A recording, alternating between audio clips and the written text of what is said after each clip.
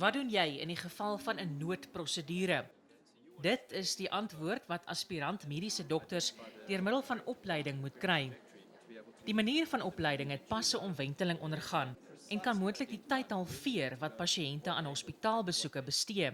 Die duur van operasies kan ook straks verminder word. Ons kan volledig die teateromgewing in die regte hospitaal kan ons naboots en daarom kan ons die vaardighede wat nodig is om prosedures te doen, kan ons oefen in 'n omgewing wat veilig is, stresvry is, risikovry is.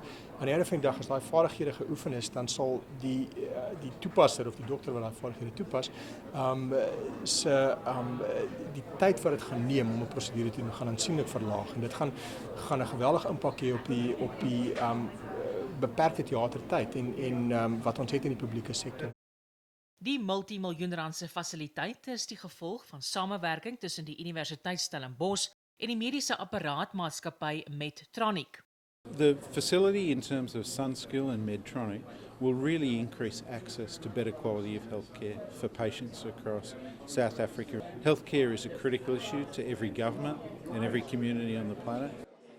Meer as 40 neurochirurge van oor die wêreld gaan binnekort in Stellenbosch saamtrek vir 'n werkswinkel in gevorderde chirurgie. Die hipermoderne fasiliteit hoop om 1200 dokters in sy eerste bedryfsjaar op te lei.